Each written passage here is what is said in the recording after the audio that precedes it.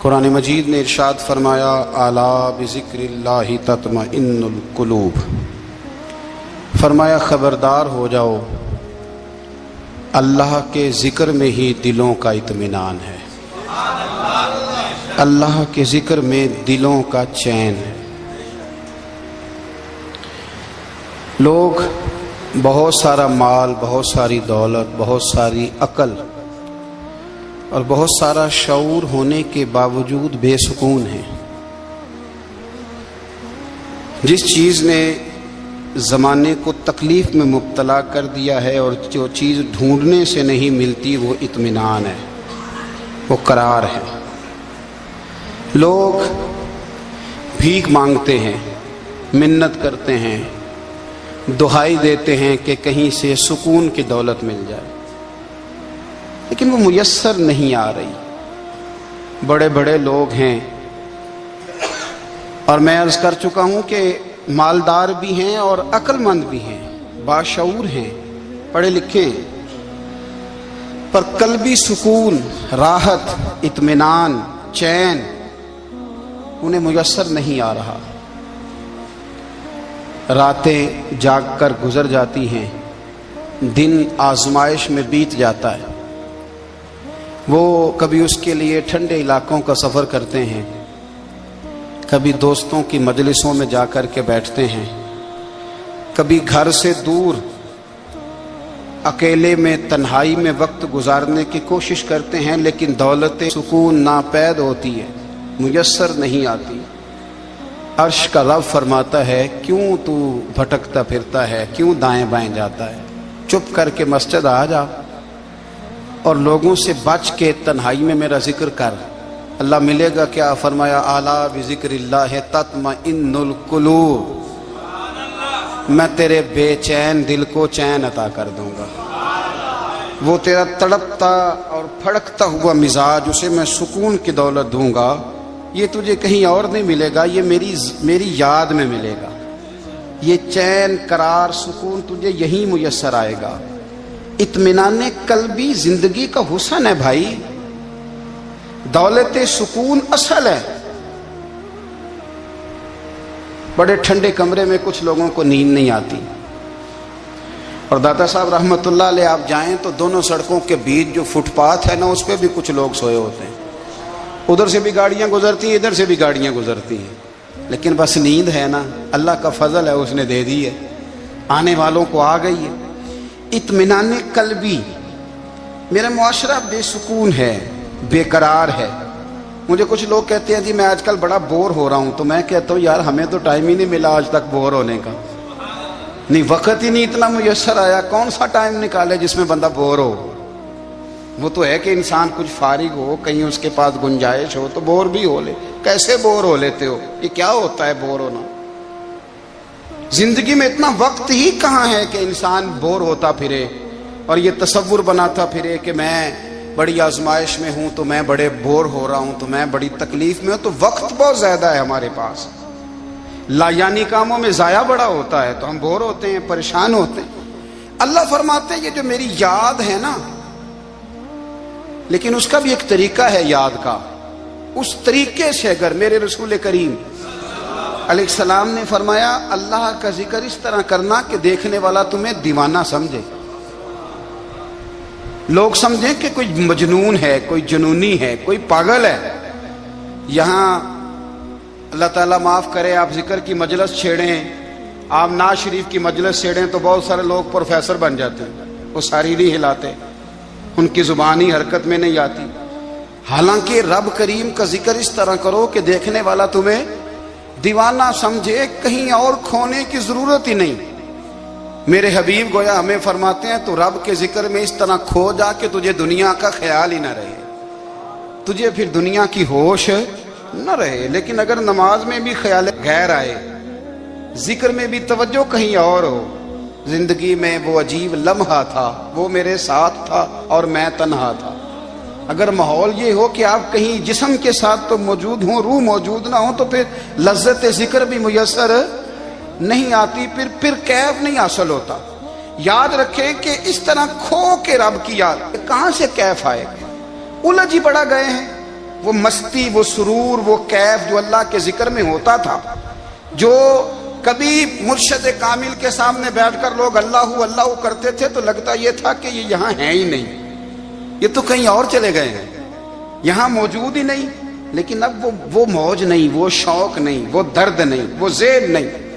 اقبال تڑپ کے کہا کرتے تھے خرد کی گتھیاں سلجھا چکا ہوں، یا رب مجھے صاحب جنوں کر دے، اللہ مہربانی فرما، وہ کیفیت دے، وہ سرور دے۔ زندگی میں اگر اطمینان چاہتے ہو تو کبھی کبھی سب کچھ بھول کے نا تو مست ہو جایا کرو رب کی یاد میں۔ کبھی کبھی چھوڑ دیں دنیا، چھوڑیں یار موبائل، کسی وقت کرے اس کو بند، چھوڑے اس بات کا خیال کہ فلانے نے سلوٹ کیا ہے کہ نہیں کی، چھوڑے۔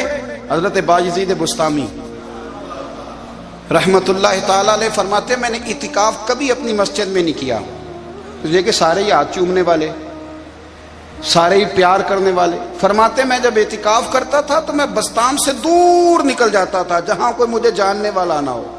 اٹھ بلیا چلو تھے وسیے جتھے وس دے نہیں سارے ینے، نہ کوئی ساڈی ذات پچھانے تے نہ کوئی سانو مننے، چل ادھر چلیں۔ اٹھ بلیا چلو تھے وسیے جتھے وس دے نہیں سارے ہی انے، نہ کوئی ساڈی ذات پچھانے تے نہ کوئی سانو۔ اتنا شوق ہے سلوٹ کرانے کا، اتنا شوق ہے تعارف کرانے کا، اتنا شوق ہے اپنا بتانے کا، تو یہ چیز غلبہ کر جاتی ہے، پھر نام رہ جاتا ہے، روح نہیں رہتی، پھر وجود رہ جاتا ہے، پھر باطن کی کیفیت نہیں رہتی۔ خدا را اپنے آپ کو بے چین نہ کرو، بے قرار نہ کرو، بے سکون نہ کرو، رب کی یاد میں آ جاؤ، درود و سلام میں آ جاؤ، نعت کے حسن میں آؤ، تلاوت کی دنیا میں آؤ، سجدوں کے نور میں آؤ۔ آؤ کبھی کھول کے دل مسجد کی صفائیاں کریں، آؤ نہ کبھی کوئی بوڑھا، دادی، نانی، دادا، ان کے پاس بیٹھ کے پیر دبا کے اللہ کو راضی کریں۔ یہ کیف والی جگہ ہیں، یہ سرور والی جگہ۔ اتنی بے چین ہماری زندگی ہے، بے قرار ہے، تڑپتے ہوئے لوگ، لڑتے ہوئے لوگ، ایسے لگتا ہے اب یہ ایک دوسرے کا گریبان تھام لیں گے، بے قرار، بے چین۔ کسی کو انتظار کا کہا جائے نا کہ 10-20 منٹ کسی کا انتظار کرو، تو بعض لوگ مجھے ایسے لگتا ہے جیسے ان کا کلیجہ پھٹ جائے گا، ڈاکٹر کے انتظار میں بیٹھے ہیں تو بڑے پریشان ہیں۔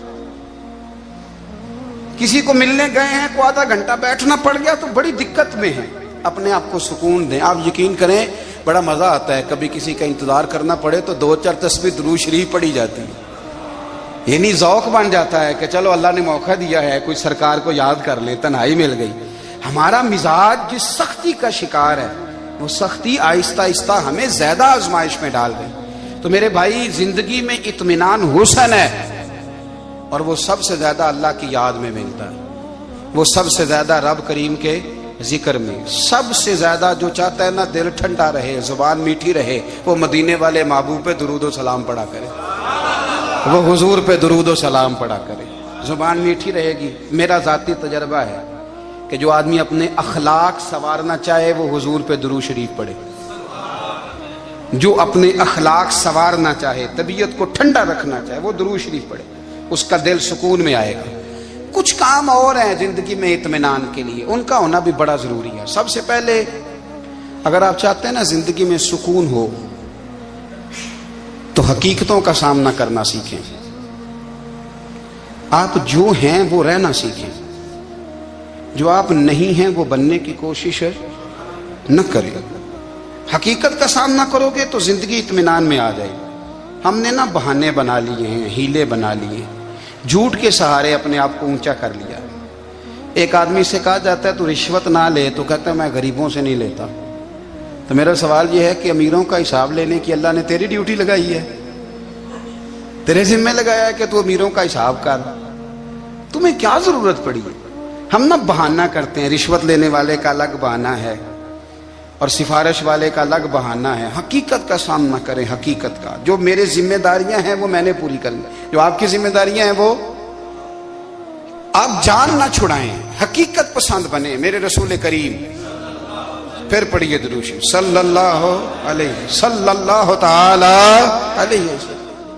حضور صلی اللہ علیہ وسلم نے فرمایا کہ میری بیٹی سیدہ فاطمہ الزہرا رضی اللہ تعالی عنہا صرف جنتی نہیں، جنتی عورتوں کی سردار ہے۔ لیکن حضور نے یہ بھی فرمایا کہ فاطمہ یہ خیال رکھنا اگر اللہ نے حساب پوچھا تو حساب تم نے خود دینا ہے۔ حقیقت کی طرف توجہ کرائی حضور نے، وہ صرف جنتی نہیں، جنتی عورتوں کی سردار ہیں، پر حقیقت کی جانب توجہ۔ میں حقیقت یہ ہے کہ اگر مالک نے حساب پوچھا تو اس کی تیاری بھی کرنی ہے۔ دیکھیں نا، ہمیں کچھ یقین نہیں، اللہ معاف کرے کہ ہمارا حساب کیسا ہوگا، لیکن کتنے آزاد ہیں۔ یعنی بڑی دلیری سے بندے کہتے ہیں فجر نہیں پڑھتا جی، 3 پڑھتا ہوں جی، شاہ رہ جاتی ہے جی، کپڑے صاف، بڑی دلیری سے۔ اور سیدہ فاطمہ الزہرا نے ساری رات مصلی باندھ رکھا ہے، حالانکہ انہیں یقین تھا کہ رب مجھے بغیر حساب کتاب جنت دے گا۔ حقیقت کا سامنا کریں، جو حقوق آپ کے ہیں وہ آپ نے ادا کرنے ہیں، جو ذمہ داریاں ہیں وہ ذمہ داریاں ہیں۔ دیکھیں نا، حضرت موسیٰ کلیم اللہ علیہ السلام کے پاس اسرائیل روح نکالنے آئے تو حضرت موسیٰ نے تھپڑ مارا، آنکھ نکال دی، واپس گئے۔ اللہ انہوں نے تو جلال فرمایا ہے، کہا موسیٰ علیہ السلام سے کہیے بیل کی پشت پر ہاتھ رکھیں، جتنے بال ان کے دستے مبارک کے نیچے آئیں گے اتنے 1000 سال ان کی عمر بڑھا دی جائے گی۔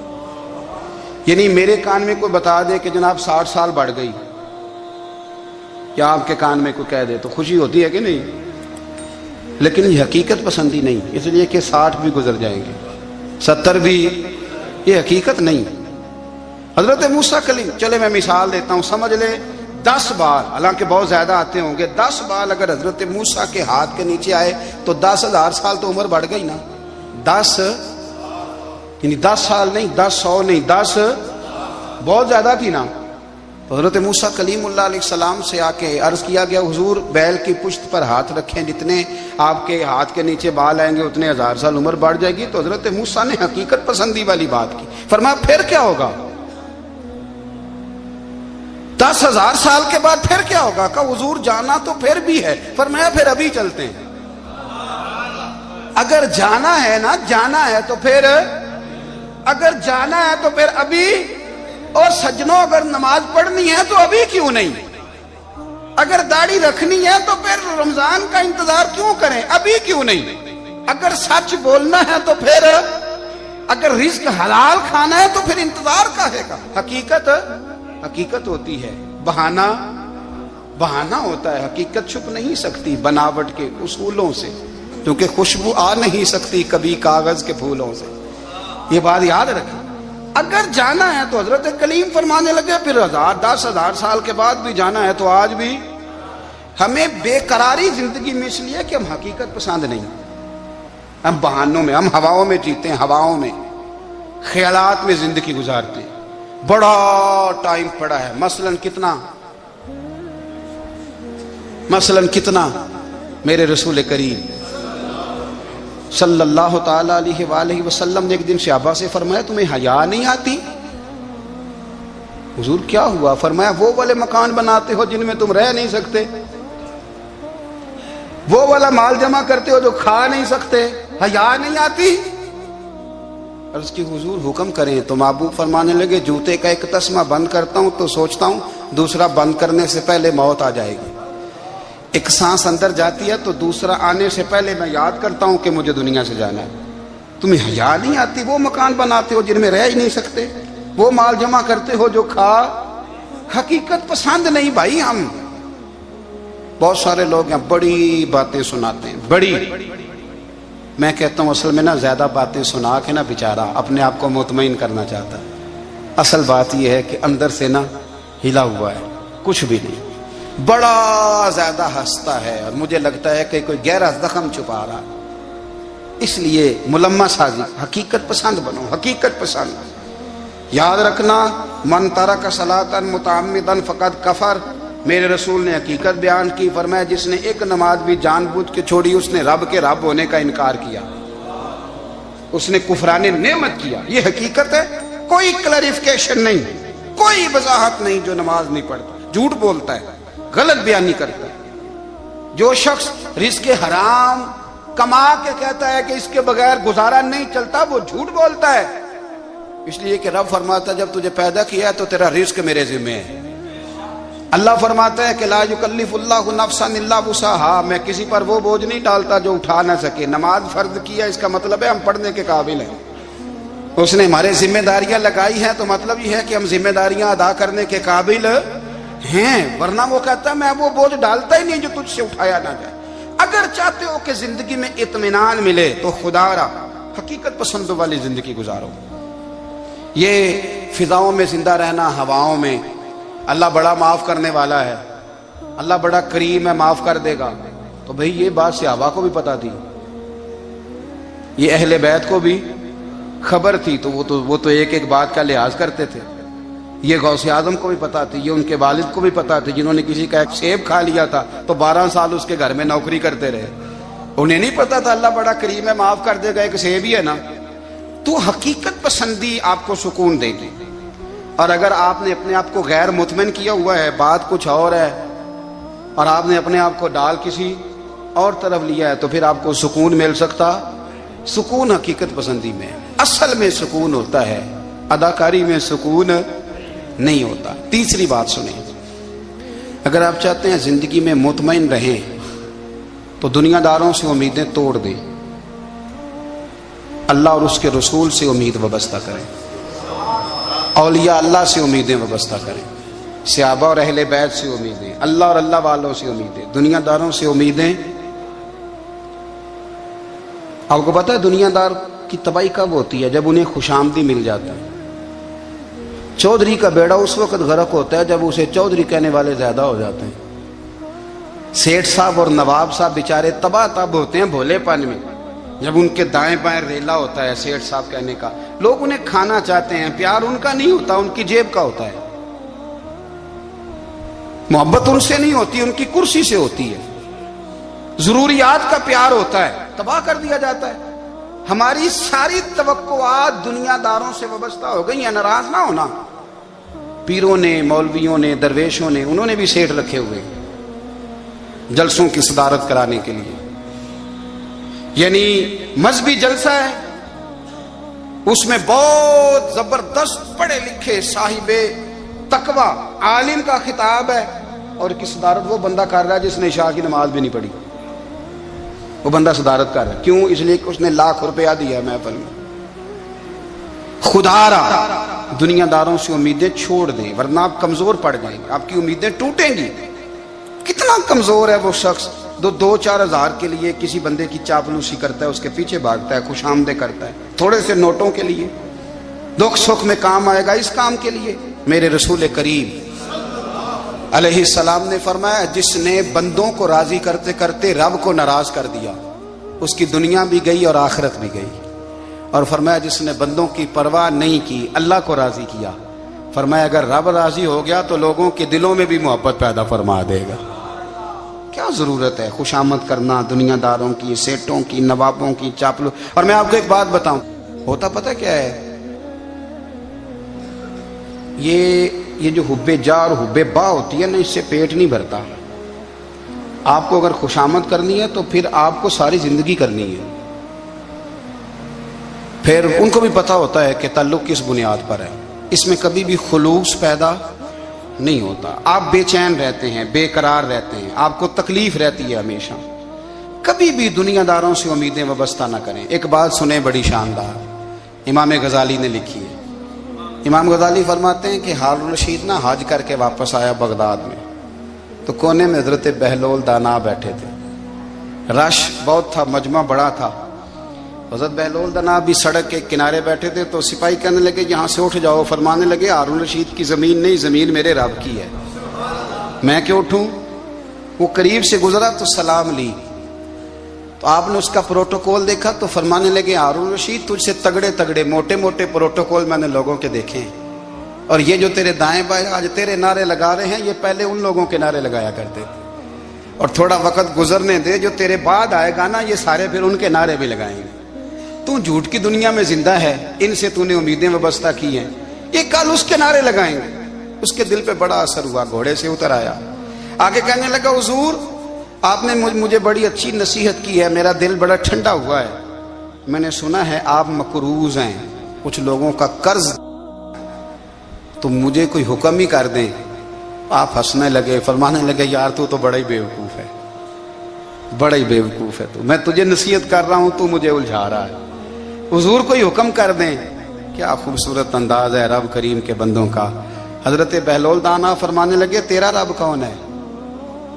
کہا اللہ. تو فرمایا میرا کون ہے؟